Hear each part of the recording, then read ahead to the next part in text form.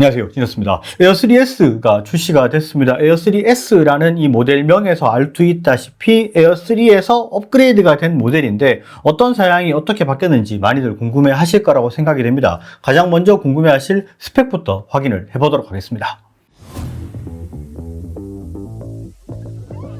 제품의 정확한 모델명은 DJI 에어3S입니다. 배터리를 포함한 드론의 이륙 무게는 724g으로 기존의 에어3S와 거의 동일하다고 보시면 되고요. 가장 많이 기대하시는 부분이 바로 카메라일 것으로 생각이 되는데요. 23mm의 메인 카메라는 최대 50메가픽셀의 1인치 센서로 업그레이드가 되었고요. 조리개는 1.8로 고정입니다. 70mm 망원 카메라는 1.3분의 1인치의 48메가픽셀로 수치상의 스펙은 이전 모델과 동일하지만 최신형 이미지 센서로 업그레이드가 되었습니다. 이 부분에 대해서는 조금 이따가 디테일하게 이야기를 해보도록 하겠습니다. 그리고 카메라가 업그레이드된 만큼 촬영하는 영상의 스펙도 업그레이드가 됐는데요. 일반 영상 기준으로 4K 60프레임은 기본으로 지원을 하고요. 슬로우 모션은 최대 120프레임까지 지원이 됩니다. 그리고 FHD는 슬로우 모션이 240프레임까지 촬영이 가능합니다. 컬러 모드는 표준 디로그M HLG를 지원하는 것은 동일하지만 최대 ISO가 이전 모델에 비해서 2배 더 높아졌습니다. 표준에서는 12800까지, 디로그M HLG에서는 최대 3200까지를 지원합니다.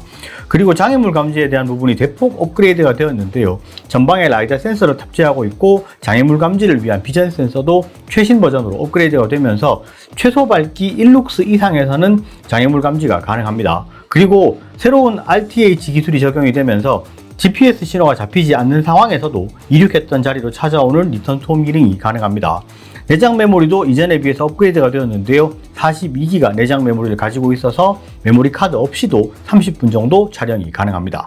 자, 스펙에 대해서 이야기가 상당히 많은데요. 실제로 외형만 봤을 때는 이게 크게 모양새의 변화가 별로 없습니다. 전면에 라이다 센서가 들어가 있고 카메라 같은 경우도 약간 이미지 센서가 바뀌면서 모양새가 좀 바뀌었습니다. 이 부분 말고는 사실 외형의 모양은 별로 변한 게 없어요. 그런데 반대로 이야기를 하면 외형의 모양 말고 나머지는 전부 다 바뀌었다고 보셔도 될 것 같습니다. 카메라에 대한 부분은 조금 이야기할 게 많기 때문에 조금 이따가 디테일하게 이야기를 하도록 하고요. 제일 먼저 장애물 감지 센서에 대해서 이야기를 좀 해봤으면 좋겠는데 실제로 전면에 라이다 센서가 들어갔어요. 라이다 센서 많이들 들어보셨을 겁니다. 자율주행을 하는 자동차나 요즘에는 로봇 청소기에 많이 적용이 되죠.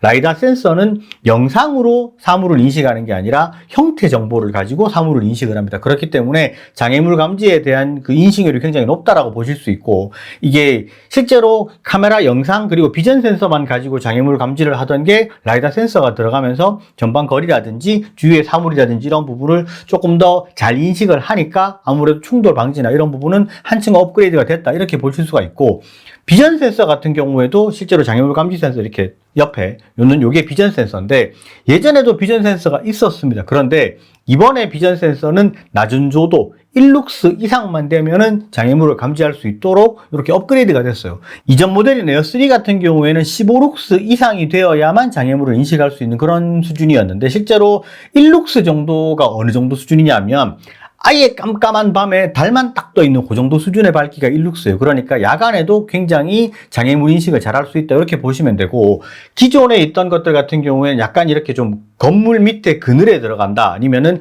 다리 밑으로 들어가서 그늘이 있다 그런 경우에는 장애물을 인식을 못하고 충돌하는 경우도 꽤 있었습니다. 그런 부분에서 라이다 센서가 들어갔고 이게 1룩스 이상이면은 장애물을 인식할 수 있는 비전 센서가 들어가 있기 때문에 장애물 감지에 대한 부분은 상당히 많이 업그레이드가 됐다 이렇게 보시면 될 것 같습니다.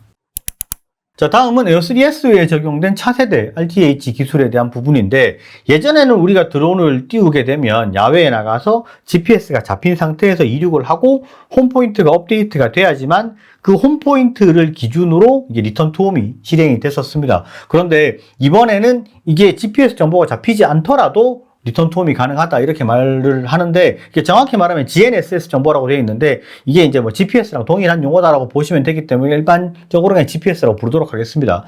GPS 정보가 잡히지 않아도 이게 위성 위치 정보가 없어도 RTH가 가능하다고 하는 거는 이게 라이다 센서 때문에 가능하다고 보셔야 될 것 같아요.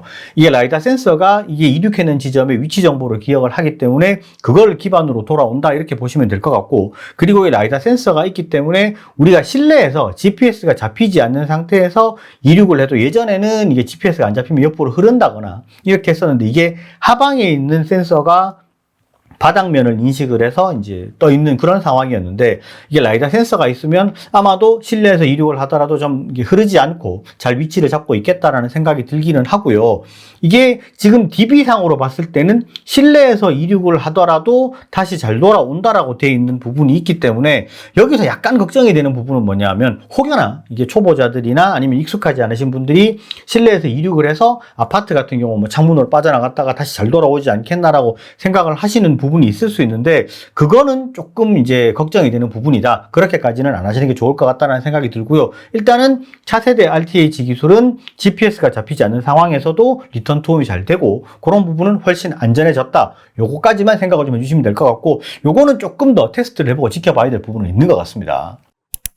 자, 그리고 에어3를 가지고 있는 분들이 생각을 하시는 부분이 있습니다. 이게 기존에 있는 액세서리나 배터리들이나 이게 어느 부분까지 호환이 되냐라고 생각을 하실 수 있는데, 자, 첫 번째, 배터리 그대로 호환돼도 사용할 수 있습니다. 에어3에서 사용하던 배터리는 에어3S에 그대로 사용을 할 수 있습니다. 그리고 충전 허브는 완전히 동일한 충전 허브로 사용을 합니다. 그렇기 때문에 그대로 사용을 하실 수가 있고, 그 다음에 프로펠러, 프롭 같은 경우에는 그냥 완전히 동일합니다. 그대로 사용하실 수 있습니다. 그런데 카메라 관련된 부분, 전면에 관련된 부분은 아예 달라요. 카메라 형태가 다르기 때문에 ND 필터 호환 안 됩니다. 그리고 광각 렌즈 호환 안 돼요. 그리고 전면에 짐벌 커버는 이게 라이다 센서가 들어가면서 앞쪽으로 약간 불룩해졌습니다. 그러면서 짐벌 커버도 완전히 다릅니다. 그러니까 ND 필터, 광각 렌즈, 그 다음에 짐벌 커버, 요거 카메라에 관련된 부분은 하나도 호환이 안 된다. 이렇게 보시면 될 것 같습니다. 자, 이제 가장 할 말이 많은 카메라에 대한 부분입니다. 원래 에어3가 처음에 나올 때 다들 기대하셨던 게 에어2S가 1인치를 가지고 있으니 에어3도 당연히 1인치를 가지고 있을 거다라고 생각을 하셨었는데 1.3분의 1인치로 나왔었어요. 그 부분에 대해서 약간의 실망하셨던 부분이 있었는데 실제로 제품이 딱 나오고 보니 화질 나쁘지 않네라고 생각을 하셨을 거예요. 그런데 그것보다 실제로 1인치 센서가 들어가면서 화질이 더 많이 좋아졌을 거라고 생각이 됩니다. 이거는 영상을 가지고 이야기를 해야 되겠죠. 확인을 한번 해보도록 하겠습니다. 자, 먼저 메인 카메라입니다. 왼쪽 영상이 에어3, 오른쪽 영상이 에어3S입니다. 촬영 시 카메라 설정은 색온도 5600K에 ISO 200이고요. 셔터 스피드는 120분의 1초로 고정해서 촬영을 했습니다. 전반적인 밝기나 색감, 그리고 선예도를 중심으로 봐주시면 좋을 것 같습니다. 날씨가 약간 흐린 날이었다는 걸 감안을 하시고 봐주시면 좋을 것 같습니다. 에어3S의 영상이 전반적으로 색감이 조금 더 진하고, 배경의 나무 부분들을 보시면 선예도가 좋아서 구분감이 더 또렷한 걸 보실 수가 있어요. 그리고 영상에서 풍차의 날개 쪽을 보시면 이 배경과 구분되는 선명한 느낌을 조금 더 느끼실 수가 있을 거예요. 오른쪽에 에어3S의 영상을 보시면 카메라가 업그레이드가 되면서 다이나믹 레인지가 더 높아져서 물의 밝기는 비슷한데 전반적인 색 표현이 조금 더 다양하게 보이는 것을 확인할 수가 있습니다. 색의 표현이 더 잘 되면서 영상이 전반적으로 더 선명하다는 느낌을 받으실 거고요. 개인적으로는 에어3랑 비교를 하면 에어3S의 영상이 조금 더 퀄리티가 높다는 느낌을 강하게 받았습니다. 일단 메인 카메라의 영상을 봤을 때는 실제로 굉장히 화질이 좋습니다. 이게 제가 샘플을 좀 늦게 받아서 이게 다양하게 촬영을 해보지는 못했고, 촬영한 날이 좀 흐려가지고 영상이 조금 더 이제 명확하게 구분이 되지 않는 부분은 약간 아쉽기는 했었는데, 그런 상황에서도 이렇게 좀 차이가 많이 난다는 거는 기본적으로 이미지 센서가 좋아졌기 때문에 확실히 차이가 있다, 이렇게 보시면 될 것 같고요. 자, 다음 70mm 망원의 영상을 한번 비교를 해봐야 되는데, 실제로 이미지 센서의 스펙을 봤을 때 48메가픽셀에 1.3분의 1인치에 조리개도 2.85 동일합니다. 그래서 이거 동일한 스펙 아닌가? 영상도 큰 차이가 없겠지라고 생각을 하실 수 있는데, 실제로 차이가 좀 많이 있습니다. 에어3에 비해서 에어3S가 센서 자체가 신형으로 업그레이드가 됐습니다. 한번 비교를 해보도록 하겠습니다. 망원의 경우는 사실 메인 카메라만큼의 드라마틱한 차이가 있지는 않았는데요. 전반적으로 조금 밝은 느낌과 진한 색감을 확인할 수가 있었어요. 다이나믹 레인지가 올라간 만큼 밝은 곳과 어두운 곳의 구분감이 명확하다는 느낌을 많이 받았고요. 왼쪽에 에어3의 영상에 비해서 에어3S의 망원의 색감이 약간 더 도드라지는 부분이 가장 큰 차이였고요. 전반적으로 선예도가 높아서 확실히 선명하게 보이는 뭔가 시원스러운 느낌이 조금 더 있었습니다.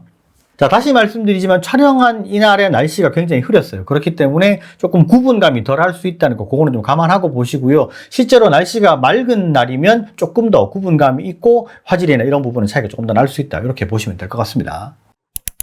자, 70mm 망원에 대해서는 조금 더 짚어볼 부분이 있습니다. 이게 70mm 망원을 가지고 있는 드론이 세 가지가 있죠. 매빅 3 프로, 그 다음에 에어3, 그리고 이번에 새로 나온 에어3S, 요 세 가지가 있는데, 실제로 이게 스펙만 딱 따져놓고 봤을 때는 1.3분의 1인치에 48메가픽셀에 F값은 2.8로 동일합니다. 그러면 다 똑같은 화질이 아니냐라고 생각을 하실 수 있는데, 이게 제일 먼저 매빅 3 프로 같은 경우에는 1.3분의 1인치 센서가 미니 3 프로랑 동일한 센서를 가지고 있어요. 그리고 에어 3 같은 경우에는 그 후속의 이미지 센서인 미니 4 프로의 이미지 센서가 들어가 있습니다. 아시다시피 미니 4 프로 같은 경우에는 오즈모 액션 4랑 동일한 이미지 센서를 사용을 하고 있어요. 그런데 이번에 들어가 있는 에어 3S 같은 경우에는 오즈모 액션 5 프로에 들어가는 이미지 센서랑 같은 이미지 센서를 사용을 하고 있습니다. 그렇기 때문에 이전 영상에 제가 이미지 센서에 대한 부분, 오즈모 액션 4랑 오즈모 액션 5 프로랑 비교했는 부분이 있어요. 그걸 보시면 이미지 센서가 확 좋아졌다는 걸 알 수가 있을 거고요.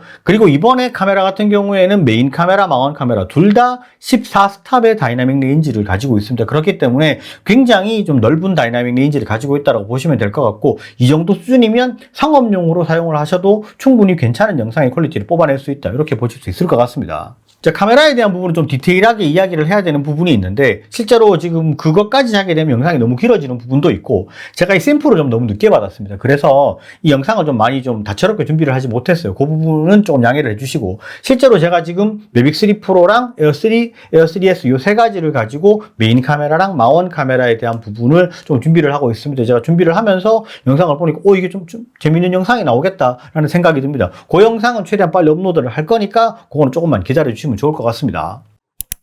자, 다음은 패키지 가격에 대해서 한번 이야기를 해보겠습니다. 실제로 이게 이미지 센서가 업그레이드가 되고 라이다 센서가 들어가서 굉장히 금액이 많이 오르지 않겠냐라고 생각을 하셨던 분들이 있었는데, 금액이 RC2 컨트롤러가 들어가 있는 플라이모 콤보 기준으로 봤을 때 183만 8천 원이에요. 그러면 가격이 약간 올랐네? 이렇게 생각하실 수가 있는데, 이번 패키지에는 ND 필터가 포함이 되어 있습니다.